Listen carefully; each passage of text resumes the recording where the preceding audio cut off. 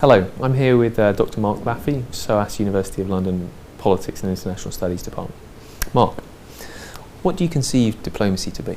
Well, it used to be that diplomacy was lying for your country, and then the new diplomacy was lying with laptops. But I've always thought that diplomacy is really about maintaining cordiality in the midst of profound disagreement.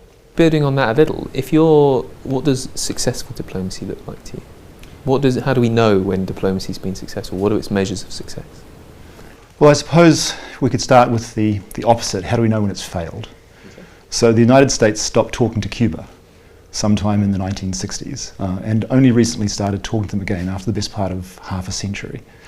So I think diplomacy has failed when you no longer have communications, when you no longer have contact, when you no longer have any kind of ongoing dealings with people that you care about whose actions you're actually profoundly interested in.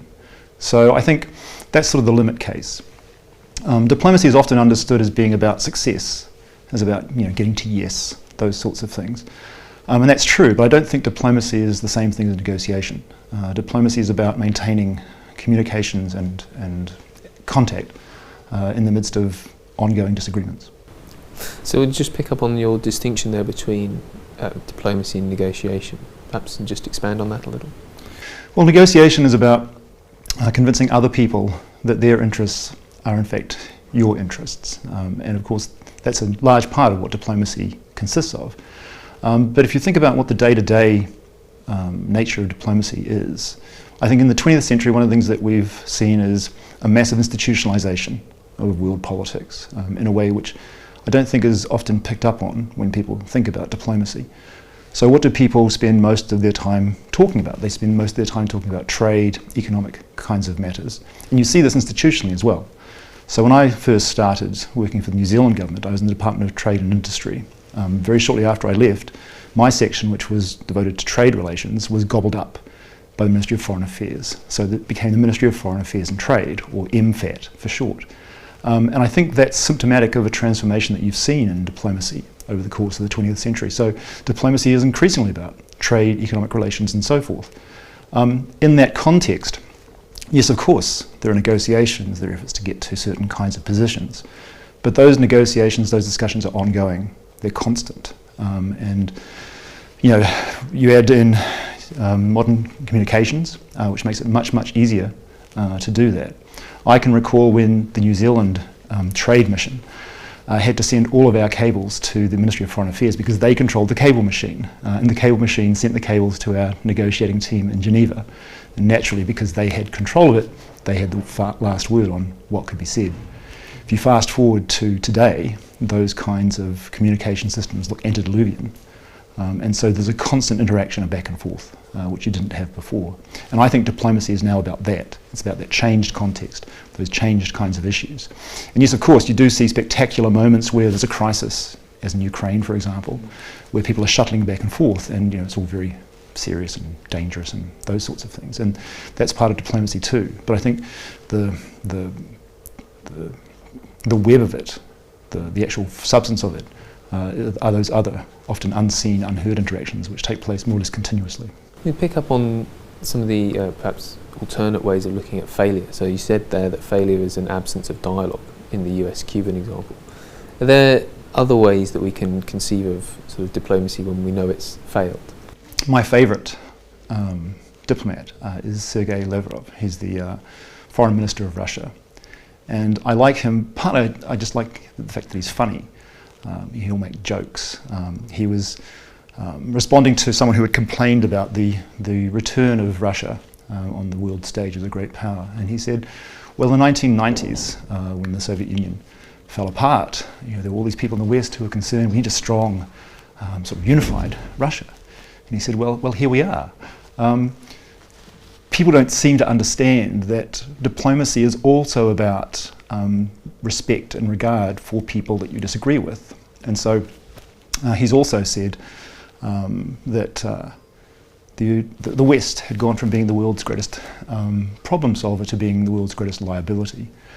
He was asked about this, is this what you really believe? He said, well, I was reading this because it was a text from a Singapore colleague, and I wanted him to know that I was still reading what he was saying and what he was writing. So on the one hand, he managed to say, yes, the United States and the West have become this huge problem for the world, without actually committing himself to doing it. And I think that kind of subtlety is almost sort of characteristic of a caricatured notion of diplomacy, sort of saying one thing while saying something else. But what he was really saying was that there's a lack of mutual respect on the part of the West for what he referred to as other civilizations in the world. And he said without that sort of basic level of respect and regard, diplomacy necessarily breaks down. That's not helpful if the West is constantly telling the Chinese or the Russians or someone else effectively that they're stupid, that they don't really understand the realities of world politics, that world politics is really what the United States and its allies say it is. That's not a basis for any kind of diplomacy, it seems to me. Great, thank you. I wonder if we pick up on one dimension to diplomacy as one of its characteristics, and that being trust. And how important is trust to your understanding of diplomacy? I think it's profoundly important. In fact, I think it's precisely to foster trust that you need to have ongoing interactions and communications and so forth. So I can recall, again as a very, very junior frog working for the New Zealand government, going off to a meeting of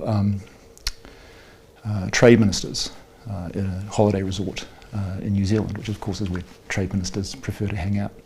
And there was a big fuss because there were two buildings where people were going to be accommodated. There was a big fuss about who was going to be in the big building with the big negotiating teams from the United States and the European Union and Japan, and who was going to be in the other one, just slightly down the road. And I don't think that's just because people think that the US trade representatives are party animals or good fun to hang out with. It's because you want to be in the room, you want to be having those sort of ongoing connections, associations, that sort of interpersonal relationship with whoever happens to be the lead on those teams at the time, because those kinds of personal relations, which might seem quite trivial, nonetheless over time build up to relations of trust. So you have time with this person, they say things to you, subsequently you find out whether they've been misleading you or being straight with you or not. If you don't have those kinds of relations, it's very difficult to go from that to something much more substantive when you find yourself in a negotiating situation. So I think trust is profoundly important. So thinking about your research and your experience, where do you see diplomacy at work, as it were, beyond perhaps just the state-to-state interface? Well, I think diplomacy has become sort of decentered, I suppose, and now moves around quite a lot. So I think if you only focus on state to state, then you see one aspect of all of this. But you need to sort of pull back from that and start to think about all the things that are going on around those rooms where you have state representatives present. So even if you take that narrow focus, you can't really understand it unless you understand where the negotiating positions come from. So I've discussed this with a colleague who I suppose you describe as an academic entrepreneur. He's one of those people who sort of crosses the divide between policy on the one hand and academia on the other. And he's described to me being in a room with a bunch of state representatives, and at least three of them were saying things that he himself had actually written because of his sort of behind the scenes role in helping those states figure out what they thought about the particular issue that's his area of expertise. And I think if you take that example, you can start to generalize it. So when I was in Minneapolis, this was during the negotiations that led up to the North American Free Trade Agreement, and you had corporate lawyers, including on their CVs or things that they had done, drafting sections of what became the North American Free Trade Agreement. And that's perfectly fine, right? I'm not criticizing them for doing that, but I'm simply saying if you live in a world where the negotiating positions and indeed ultimately the draft documents that governments are presenting to each other in negotiations of whatever kind have been produced by people who are in fact not part of government, in fact don't really have any kind of public role whatsoever, then you can't really understand diplomacy if all you look at are states and what they say and do. Yeah. Again, looking through your experience and the work that you've undertaken, are there sort of certain individuals that you'd like to name and shame, but identify with as being good diplomats, as being diplomats of particular quality? Well, I name-checked the current Russian foreign minister, so I suppose if I'm going to have a diplomatic hero, he would probably be my choice. That's not simply because I think a lot of the positions that Russia has taken in relation to Ukraine, let's say, have been, in contrast to the other side, fairly straightforward and have a better grasp of the facts and the history than what one tends to get from Western representatives. But I think it's maybe just grace under pressure.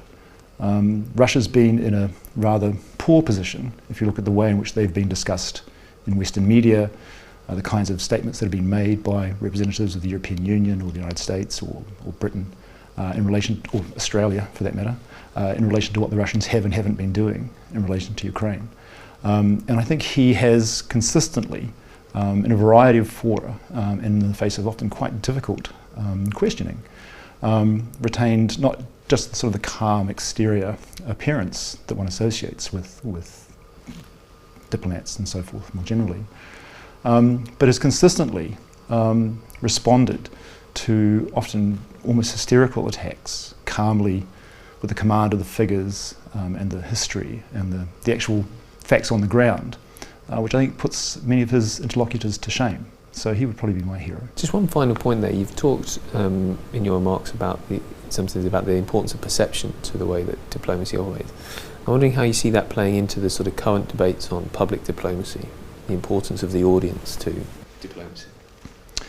Well, I think one of the things that has happened, again over the course of the last century, let's say, with the rise of mass publics and the rise of modern communications technologies, is that it's become much more central, I think, to how states position themselves in the world. That you speak not only to foreign governments and their representatives, but also to the broader publics.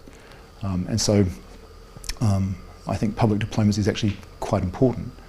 At the same time, it's often difficult to separate it out from propaganda.